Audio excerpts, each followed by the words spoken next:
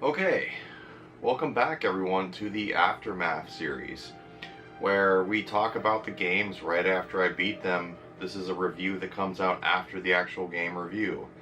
This one's actually pretty special. Not only is it special because I love X-Files, who doesn't love X-Files, but this game I was extremely excited to play, extremely excited to review, and I've put it off for a few years now of owning this game to actually play it and review it. Whew! And the reason why this Aftermath is going to be very special is because it's going to be in 3 parts. Because the story is broken up into 3 episodic episodes. So, and the first one I just beat, and it took me a little over 5 hours to beat it. And I can't say it's because the game was super engaging. I can say it's because the first story was a trial in patience. It was a war of attrition to beat it.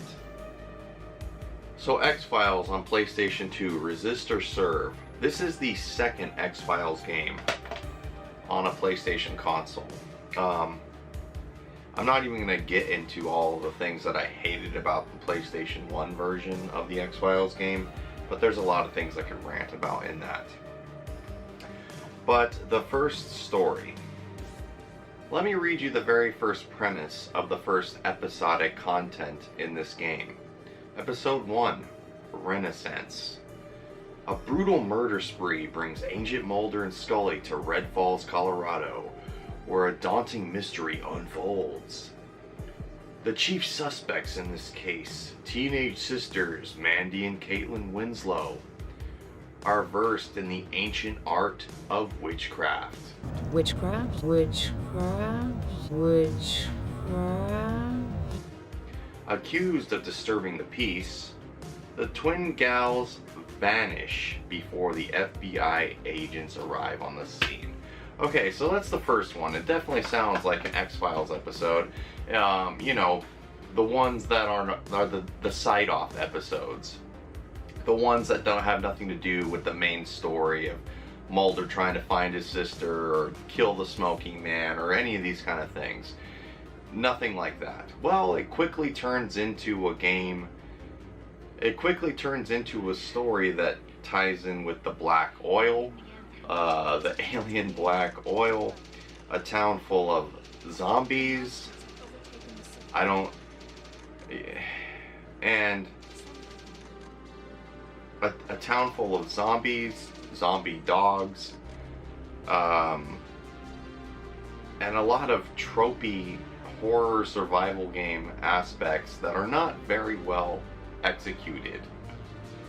The beginning of this game had a lot of promise. I was very excited when I began this. The CGI cutscenes in the game are really good. The story at the beginning held my attention, and as the game progressed, when you start actually exploring the battle mechanics of the game, that's when it starts showing its true flaws. You're going around. I've never seen an X-Files episode where Mulder or Scully are running around kicking zombies in the balls, fighting zombie dogs, and literally exploring every nook and cranny for clues on things. And that's what a lot of this game is. Get used to tapping that X button like this over and over a fucking again, because what the game doesn't establish is that there is a lot of hidden items in this game, a lot of hidden resources, a lot of hidden clues for things in this game, and it's not made apparent at all to you as the player. So as soon as I notice that I'm clicking on random things just to see if anything will happen, and my character Mulder, I chose to play Mulder, bends down and picks up an item that looked like there would be nothing there, that's when the light bulb went off and I'm like, oh, it's gonna be one of these games. And it is, for the entire first story. And I'm assuming the next two stories, which I haven't started yet, I just figured, now that I'm sitting down after the first story's done, I have to record this in episodic order as a Aftermath series, because this story would have been really good as an actual episode. It would have been. But because this game has so much padding, this episode has so much padding, and I'm assuming the next two are going to have just as much padding. Hence why I couldn't play anymore today. Spent 5 hours, a little over 5 hours beating this episode. And it wasn't because of me having fun. There were a lot of times I just wanted to throw the fucking thing down and be like, I'm not playing this anymore. But I need to beat it. I need to beat this game now. So this is almost like a vlog Aftermath episode, because it's just so, there's so much that we're going to dive into. The story. Is the story good? The story for an episode of X-Files would have been really good as a live action episode. Is it good as a fucking game? Not really. And the reason for that is there's plot holes within the episode. There are things that just happen randomly that kind of make no sense within the episode of this part of the game. What really has really annoyed me, and the big main part of why I wanted to turn it off, is that there is no checkpoint system in the game. None. Zero. No checkpoint system. So, as old traditional survival horror games, and we're going on like PlayStation 2, or we're going on like PlayStation 1 survival horror games, where death means starting back to your last save point, that is this game. So, because that's not made known to the player at any time, I'm playing, I'm having a good time. The first hour rolls by, and then I run into my first mini boss, I consider it, because it is the first zombie that's fucking using a weapon. And this zombie happens to work, I thought it was hilarious, because this zombie happens to work at the fucking post office, and it's the post office manager using a fucking AK-47 as soon as you step in the door. No hints that this is gonna happen. You have no clue that you're about to walk into a fucking zombie with an AK-47. So, if you're not quick enough, this zombie gets off enough rounds and kills you immediately. Immediately, as you're seeing here as I'm playing the footage for you. Immediately. And then you start back to where you stopped, where you saved the last time. I was fucking pissed. Because not only did I explore this whole fucking town, collected a bunch of fucking items, did a bunch of fucking things, I didn't know that there wasn't going to be any sort of checkpoint system. I just assumed there was going to be, because every time you get a cutscene or you do something in the game, there's a disc loading screen to make you believe that, oh, okay, I did this thing, so now there's a checkpoint. No. Fuck no, there's not. And fuck me for even thinking that. Fuck the player. For a PlayStation 2 game, I would assume there'd be a checkpoint system. There always is with horror games most of the time on PlayStation 2. And with all the monotonous shit that you have to do over and over again in this game, you would think that there'd be a checkpoint system, but there's not. So, after dying, then I'm constantly paranoid about me having to save it over and over again, because me not knowing if there's going to be an enemy that's going to be able to kill me right away, and I lose 45 minutes of gameplay. So I'm constantly backtracking to save spots after I find key items, or after a seemingly important cutscene. That's another thing. The cutscenes in this game, there are parts that seem like completely irrelevant to being important. Why there are cutscenes for it, I don't know. There are things that, as you explore this first episode, that seem like they'd be important, like the pentagram on the floor, and you find the little witch's den that these two twin girls had. with like a Necronomicon book set up and the pentagram, and Mulder fucking doesn't react to any of it. Why? I don't know. But yet, there are cutscenes for him reacting to like stupid shit. Like talking to NPCs before they get killed like 5 seconds later.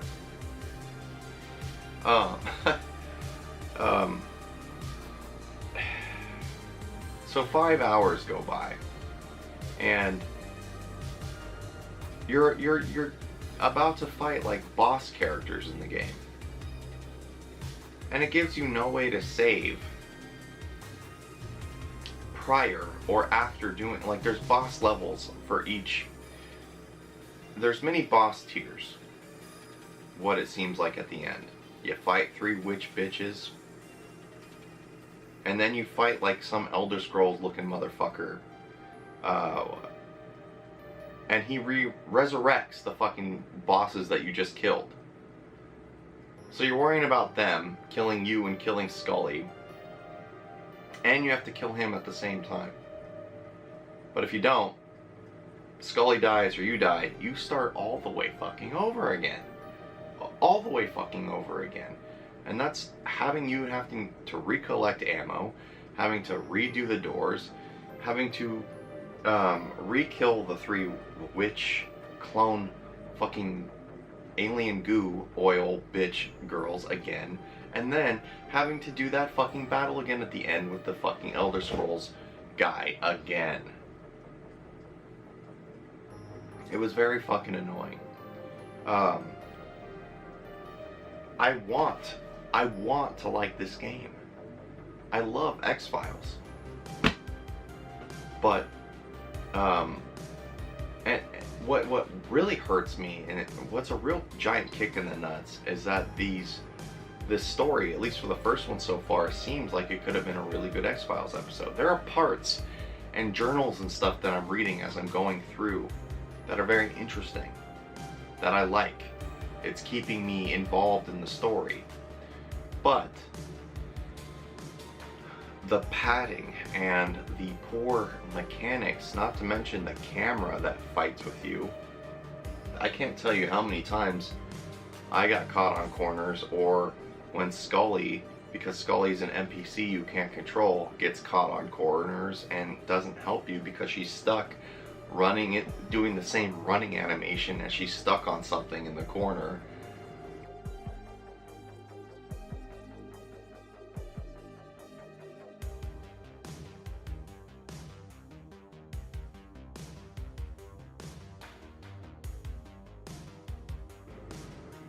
Just for this episode alone. I don't know if it's going to happen in the next 2 episodes.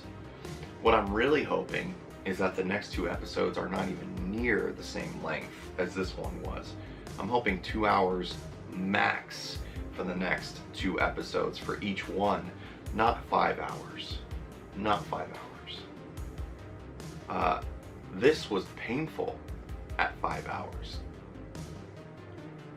And the fact that you're backtracking so much, like, I get it, they want to make a survival horror game off of X-Files, but what they end up doing is taking all the annoying parts from survival horror games of the past and incorporating in a game that didn't need it. If this is about clue hunting and solving a mystery while trying to tell a good story, which is what X-Files should be, don't have me killing the same fucking 500 zombie enemies over and over and over and over again to nauseam.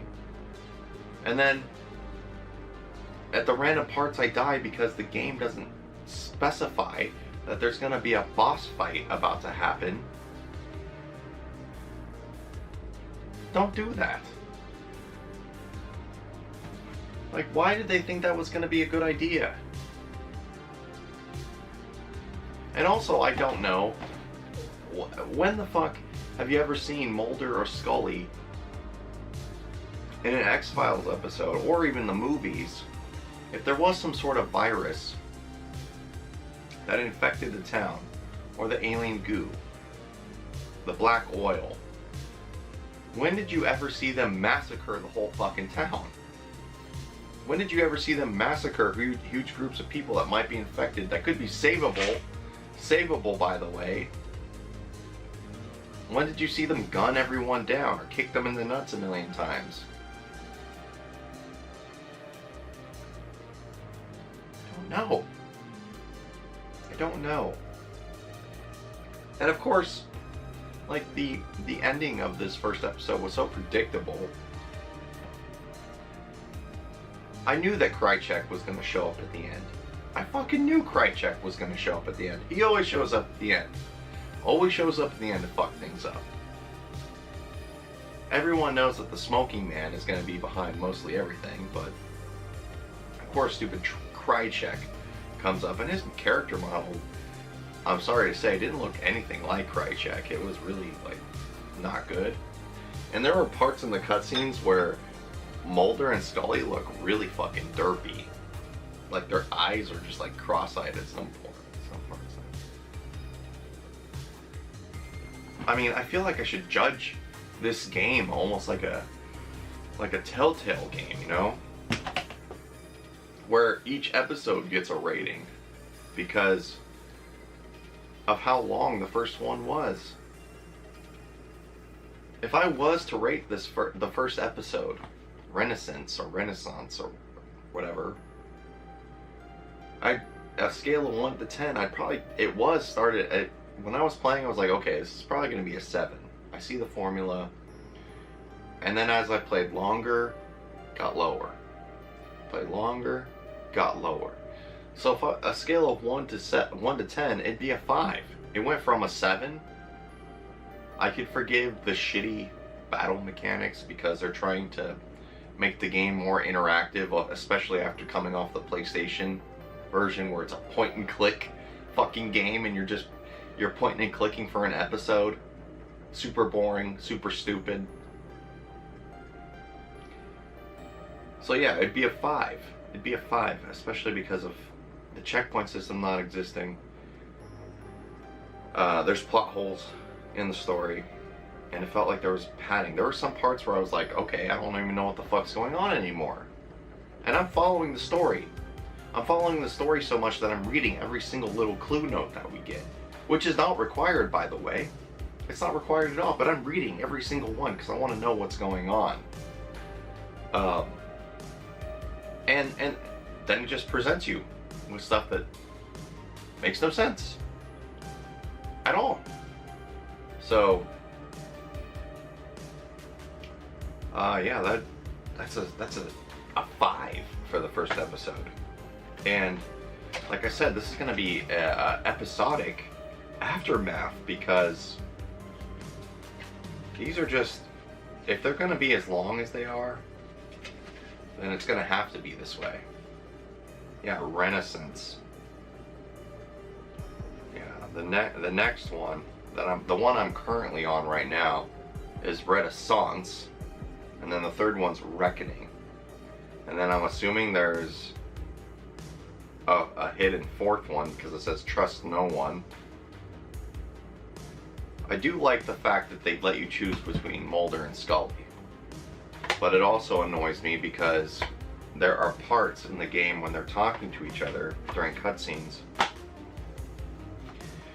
that you know that if you want the full game experience, you have to choose to play one of the other characters again from the beginning of the game to see what they went through. What I would have preferred is instead of all the fluff of the game and all the bullshit that they presented in the game, once one character gets to a certain point where they can't progress anymore, switch it over to the next character. It's not hard to do. You get to a certain point with Mulder where you can't find any more clues and he's supposed to be looking for a key or something that's boring, retarded, no one wants to play that part. Switch over to Scully, get to see her side of things where she's exploring things and her clue collection. Not having to start the game over from the beginning. Because I can only assume, I haven't done it yet, most likely by the end of episode 3 I'm gonna know, but I can only assume, but by the end, by the time you want to play the next character, you're gonna have to redo all of the same bullshit that the other character did, just for 2 different cutscenes in the game. That's what I'm assuming is gonna happen, because this game so far has given me no reason to not believe that.